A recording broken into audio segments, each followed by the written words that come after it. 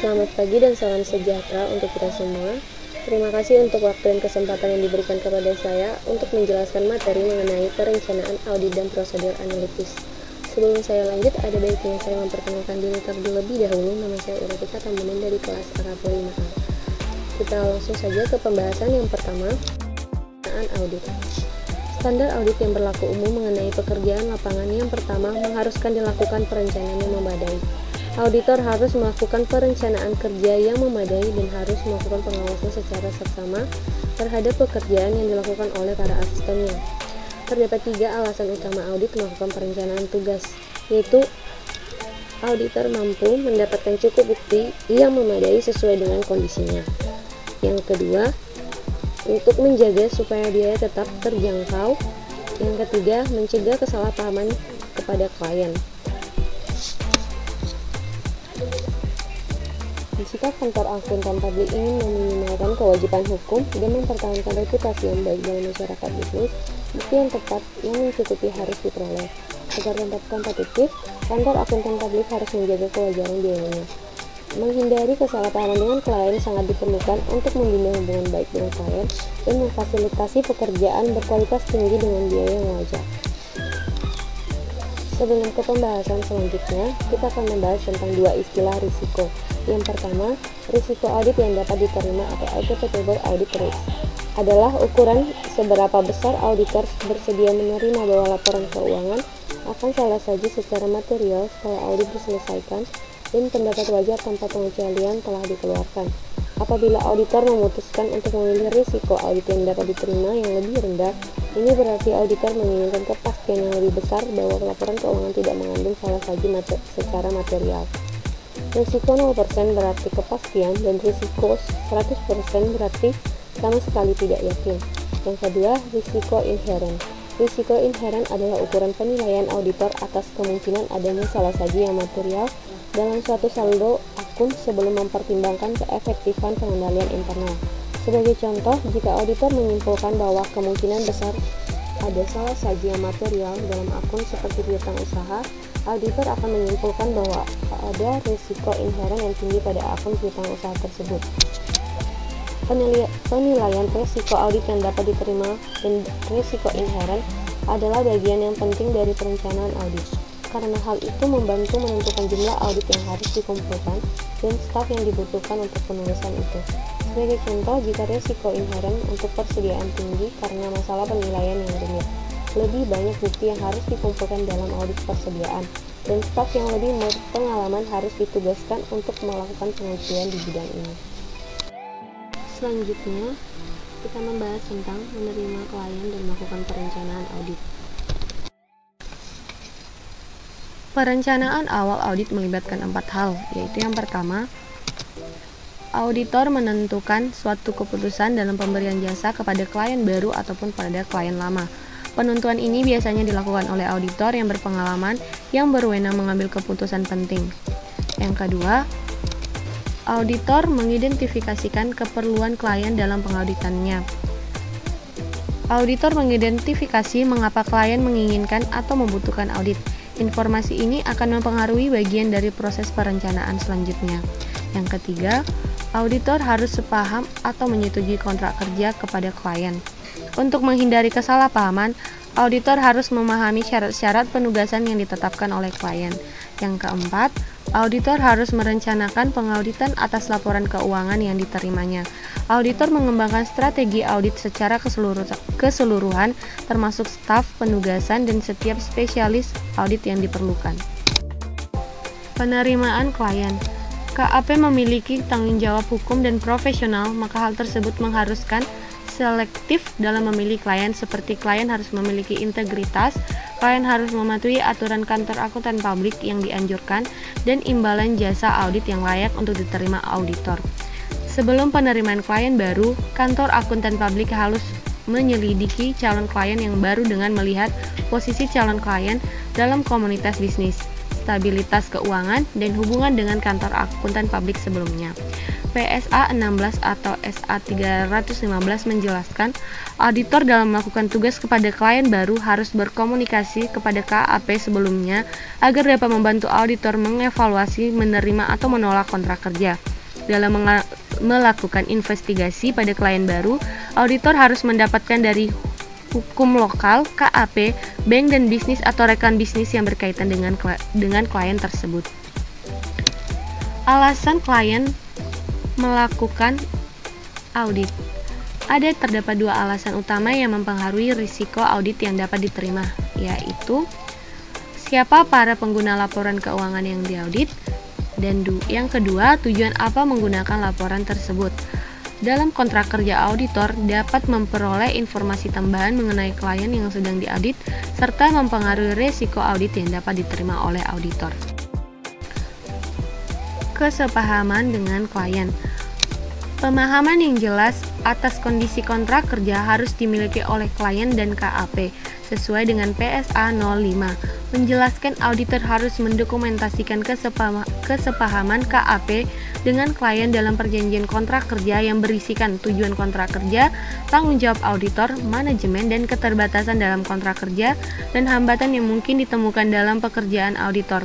Dalam perjanjian kontrak kerja, informasi yang ada sangat penting dalam melakukan perencanaan audit karena akan mempengaruhi penentuan waktu dan dalam melakukan pengujian dan total waktu pengauditan dan jasa lain yang dilakukan.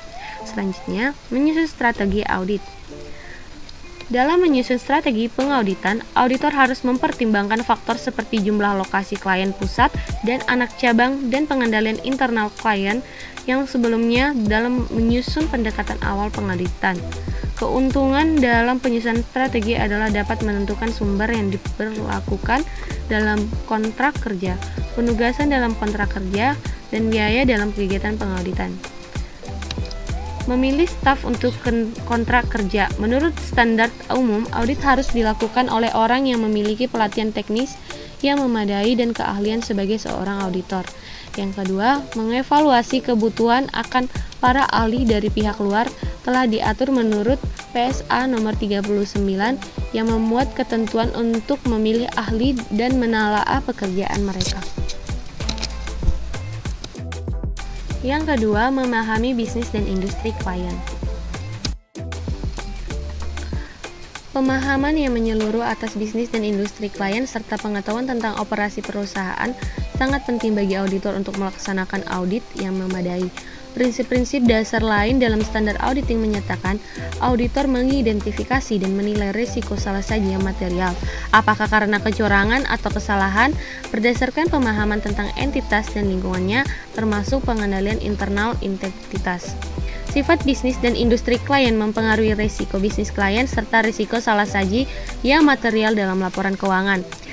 Dalam tahun-tahun terakhir ini, beberapa faktor telah meningkatkan arti penting dari pemahaman atas bisnis dan industri klien. Yang pertama, teknologi informasi antar klien perusahaan, pelanggan, dan pemasok. Teknologi informasi yang menghubungkan perusahaan klien dengan pelanggan dan pemasok utama. Akibatnya, auditor memerlukan pengetahuan yang lebih mendalam tentang pelanggan dan pemasok utama itu serta risiko yang berkaitan. Yang kedua, perluasan usaha secara global. Klien telah memperluas operasinya secara global yang seringkali melalui joint venture atau aliansi strategis. Yang ketiga, teknologi informasi dalam mempengaruhi pengendalian internal, kualitas, dan ketetapan informasi keuangan. Yang keempat, semakin pentingnya modal manusia dan aset tidak berwujud lainnya telah meningkatkan kerumitan akuntansi serta pentingnya penilaian dan estimasi manajemen. Yang kelima, pemahaman auditor lebih baik terhadap bisnis dan industri klien dalam memberikan jasa. Banyak klien yang mungkin telah berinvestasi dalam instrumen keuangan yang kompleks seperti obligasi utang yang dijadikan jaminan atau sekuritas dengan jaminan hipotek yang mungkin telah menurun nilainya, memerlukan perlakuan akuntansi yang rumit dan seringkali melibatkan pihak tak dikenal yang dapat menimbulkan risiko keuangan yang tidak diharapkan oleh klien.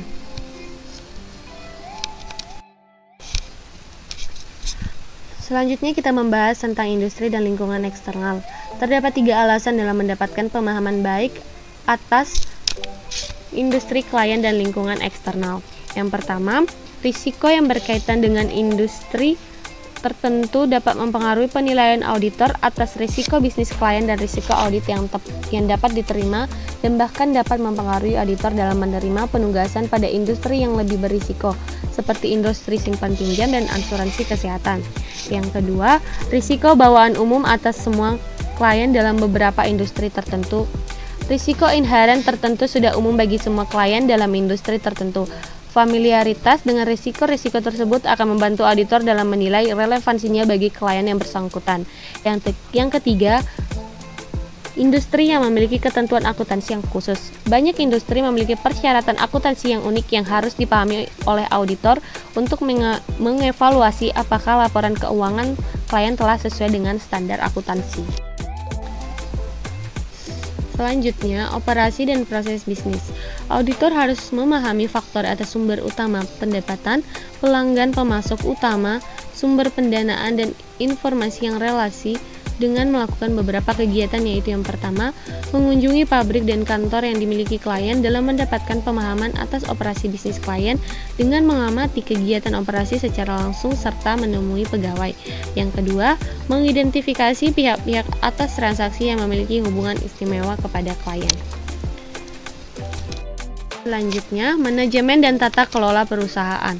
Auditor harus mengidentifikasi tata kelola perusahaan dari struktur organisasi, aktivitas dewan direksi, serta dari komite audit dalam menghadapi resiko, karena hal tersebut sangat berpengaruh terhadap penyajian material terhadap laporan keuangan. Untuk mendapatkan pemahaman atas sistem tata kelola klien, auditor harus memahami akta pendirian perusahaan dan peraturan-peraturan, serta kode etik perusahaan dan membaca notulensi rapat perusahaan. Tujuan dan strategi klien. Auditor harus memahami tujuan klien terkait dengan hal berikut. Yang pertama, keandalan laporan keuangan. Yang kedua, efektivitas dan efisiensi operasional perusahaan. Yang ketiga, kepatuhan dengan hukum dan pengukuran dan kinerja. Sistem pengukuran kinerja klien digunakan manajemen dalam mengukur kemajuan dalam mencapai tujuan perusahaan. Risiko bawaan dalam salah saji laporan keuangan dapat meningkat apabila klien menetapkan seperangkat tujuan tidak masuk akal atau sistem pengukuran kinerja yang memicu pembukuan yang agresif. Sebagai pemahaman terhadap bisnis klien, auditor menjalankan analisis rasio atau penelaah atas perhitungan rasio kinerja penting klien. Selanjutnya, menilai risiko bisnis klien. Risiko bisnis klien yaitu risiko bahwa klien akan gagal mencapai tujuannya. Risiko bisnis klien dapat muncul dari setiap faktor yang mempengaruhi klien dan lingkungannya, seperti kemajuan teknologi baru yang merusak keunggulan kompetitif klien atau gagal dalam penerapan strategi. Manajemen merupakan sumber utama mengidentifikasikan bisnis klien dengan melakukan evaluasi menyeluruh atas risiko bisnis yang relevan yang dapat mempengaruhi laporan keuangan per kuartal atau per tahun, serta mengevaluasi efektivitas pengendalian pengungkapan dan prosedur. Manajemen juga menginformasikan pada auditor dan komite audit atas setiap kekurangan penting dalam pengendalian internal. Dalam informasi tersebut berguna bagi auditor dalam mengevaluasi pengendalian internal yang mempengaruhi kemungkinan salah saji material atas laporan keuangan. Selanjutnya, melakukan prosedur analitis awal. Auditor melakukan prosedur awal agar dapat memahami lebih baik bisnis klien dalam menilai risiko bisnis klien. Prosedur yang digunakan adalah membandingkan rasio klien dengan industri atau kompetitor yang menjadi acuan dalam memberikan indikasi kinerja perusahaan. Dalam pengujian mengungkapkan perubahan yang tidak biasa dalam rasio perbandingan dengan tahun sebelumnya atau rata-rata industri, dan membantu auditor mengidentifikasikan bagian peningkatan risiko salah saji yang membutuhkan perhatian lebih lanjut dalam pengauditan. Yang selanjutnya, prosedur analitis. Prosedur analitis yang dapat dilakukan pada setiap fase selama penugasan kerja berlangsung, yaitu yang pertama, prosedur analitis diperlukan dalam fase perencanaan untuk membantu penentuan sifat keluasan dan waktu dalam prosedur pengauditan. Yang kedua, prosedur analitis dikerjakan selama fase pengujian audit sebagai pengujian substantif untuk mendukung saldo akun. Yang ketiga, prosedur analitis juga diperlukan selama fase penyelesaian audit. Selanjutnya, 5 jenis prosedur analitis. Prosedur analisis merupakan bukti audit yang sangat bergantung pada pengembangan ekspektasi auditor terhadap saldo akun atau rasio yang seharusnya, tanpa mempertimbangkan jenis prosedur analitis yang digunakan. Dalam setiap kasus auditor membandingkan data klien dengan yang pertama, data industri, yang kedua, data yang sama di periode sebelumnya, yang meliputi membandingkan data klien dengan data yang sama pada tahun sebelumnya. Yang kedua, membandingkan saldo tahun berjalan dengan tahun sebelumnya. Yang ketiga, membandingkan rincian total saldo dengan rincian yang sama pada tahun sebelumnya. Yang keempat, menghitung rasio dan hubungan persentase untuk perbandingan dengan tahun sebelumnya. Yang ketiga, hasil ekspektasi yang ditentukan oleh klien. Yang keempat, hasil ekspektasi yang ditentukan oleh auditor. Yang kelima, ekspektasi hasil dengan menggunakan data non-keuangan. Yang terakhir, pembahasan mengenai rasio keuangan umum. Prosedur analitis auditor sering menggunakan rasio keuangan yang umum selama perencanaan dan penawaran akhir dalam pengauditan atas laporan keuangan. Rasio tersebut berguna dalam memahami status keuangan bisnis klien serta melihat laporan dalam perspektif penggunaan. Demikianlah penjelasan saya mengenai perencanaan, audit, dan prosedur analisis. Jika ada kesalahan kata atau pengucapan, saya mohon maaf. Akhir kata saya ucapkan terima kasih.